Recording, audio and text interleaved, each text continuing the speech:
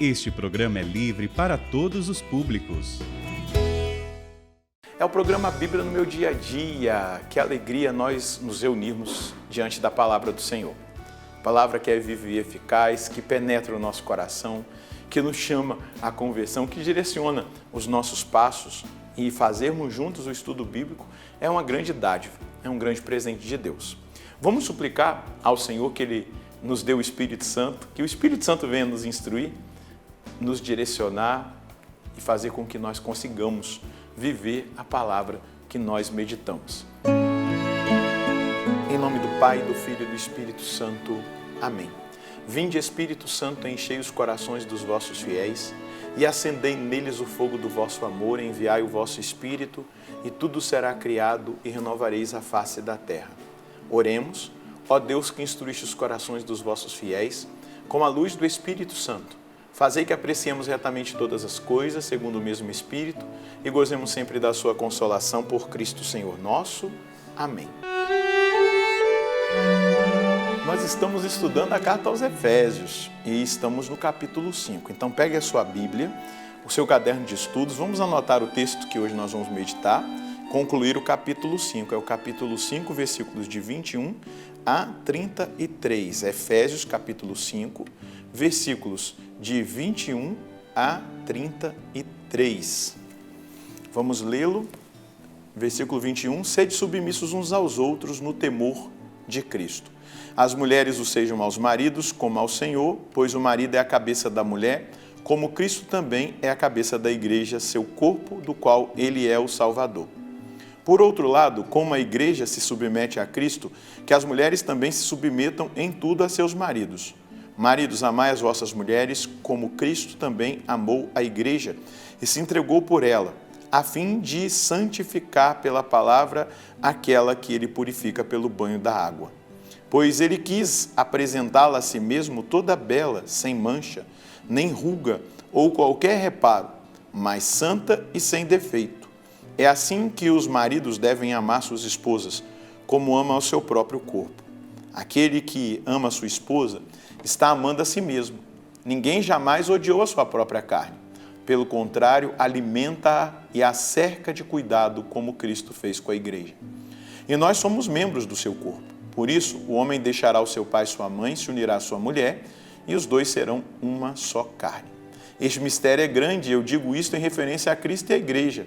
Em suma, cada um de vós também ame a sua esposa como a si mesmo, e que a esposa tenha respeito pelo marido. Nós vemos Paulo dar um salto aqui de mudança na instrução para tocar na realidade eclesial, na realidade da igreja e na realidade familiar. Até mesmo porque ele usa a analogia do matrimônio, do casamento, para ele falar a respeito de Cristo e da igreja. Para mostrar que existe um matrimônio, uma aliança entre Cristo e a igreja. Cristo é a cabeça e a igreja é o corpo. E é de Cristo que nós recebemos tudo. É Ele o provedor de todas as coisas. E aí ele vai trabalhar essa realidade da submissão, que nós devemos viver uns com os outros no temor de Cristo. Então, a primeira coisa, nós temos que ser submissos uns aos outros.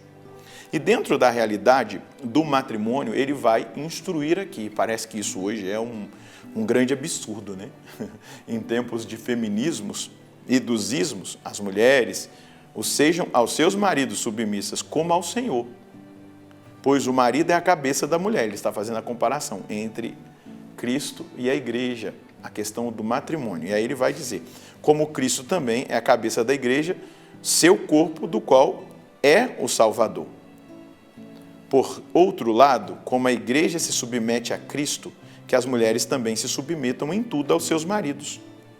E aí, aqui a gente precisa entender o seguinte, a submissão que Paulo está dizendo, ela não é e nunca pode ser uma submissão degradante, uma submissão servil ou coercitiva.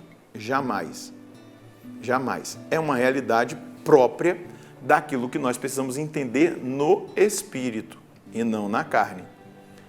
A questão de uma submissão, simplesmente coercitiva, degradante, que prejudica o outro, não é? E que não faz parte de um chamado a uma servidão, isso não é submissão. Ele está mostrando aqui exatamente uma dimensão espiritual. Uma dimensão espiritual. Ela vem e é proposta não de uma forma incondicional. Por exemplo, se o marido exigir de uma esposa algo que é contrário a Deus, ela jamais deve aceitar. Contrário à moral da igreja, contrário àquilo que é o ensinamento bíblico, jamais. Não é uma submissão incondicional, não é isso que o apóstolo está dizendo. A gente não pode confundir as bolas, porque senão a gente se perde. E aí ele vai começar a falar: maridos, amai as vossas mulheres. Olha aí. Maridos, amai as vossas mulheres como Cristo também amou a igreja e se entregou por ela. Cristo deu a vida pela igreja. Cristo entregou o seu corpo, todo o seu ser.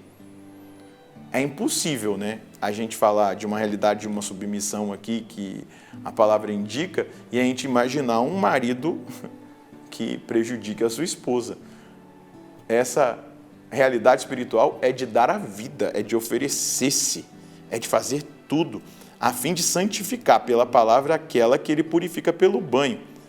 Ele está dizendo aqui da igreja, né, da santidade de Cristo na igreja e principalmente daquilo que deve ser o papel do marido junto à sua esposa, à sua família. Pois ele quis apresentá-la a si mesmo toda bela, sem mancha, nem ruga ou qualquer reparo, mas santa e sem defeito. Então, aqui, a dimensão que Cristo na igreja deve ser a dimensão que o marido deve ser para a esposa: amar, santificar, fazer dessa esposa uma pessoa profundamente amada e cuidada. Aquele que ama a sua esposa está amando a si mesmo. Ninguém jamais odiou a sua própria carne, pelo contrário, alimenta e cerca de cuidado, como Cristo faz com a igreja.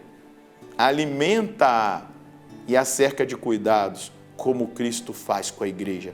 E nós somos membros do seu corpo, temos que aprender com ele. Por isso, aí ele vai declarar o Gênesis, né? O homem deixará seu pai e sua mãe e se unirá à sua mulher e os dois serão uma só carne.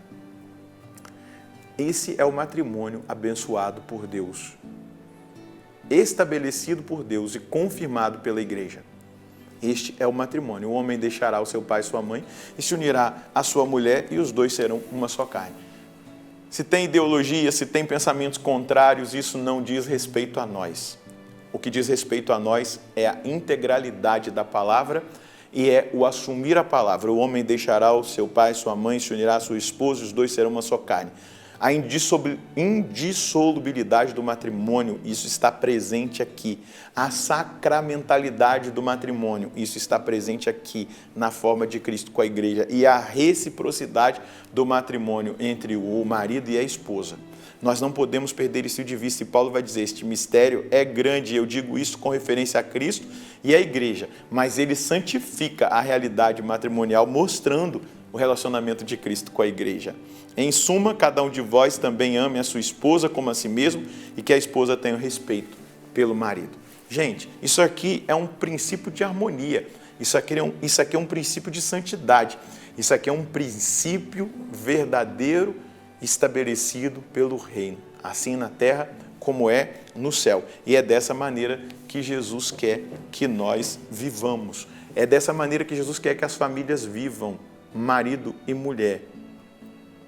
Portanto, meus irmãos, o que cabe a nós é o entendimento da palavra e a aplicação da palavra. Isso é fundamental. Isso é fundamental.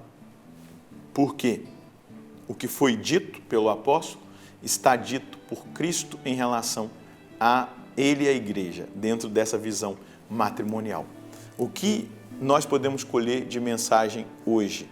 A palavra de Deus ilumina cada passo e cada realidade da nossa vida. Aplicá-la na sua integralidade é garantia de santificação e de vivência da vontade de Deus.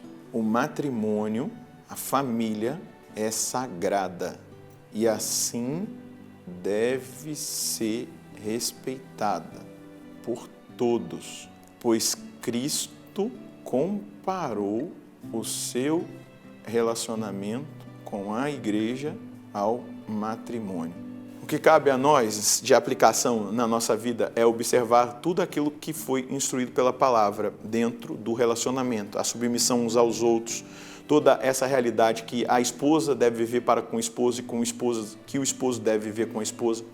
Se você é casado, se você pretende casar, a sua vida matrimonial, se não for instruída pela palavra, se não for edificada segundo aquilo que é a lei de Deus, segundo aquilo que é determinado pelo céu e aplicada aqui na terra, ela não produzirá os frutos que precisam produzir e pode gerar desarmonia, desentendimento e, a partir daí, o fracasso. Não é isso que Deus quer. Por isso a gente tem que submeter toda a nossa vida à palavra de Deus e aplicar essa palavra de uma forma muito tranquila, muito em paz, sabendo o que ela quer dizer. E ela foi bem explicada aqui para nós. Então viva e você vai experimentar a graça, a paz e a bênção de Deus na sua casa. Vamos rezar? Senhor, eu quero suplicar hoje de uma forma especial pelos maridos e pelas esposas a partir da palavra que o Senhor nos traz.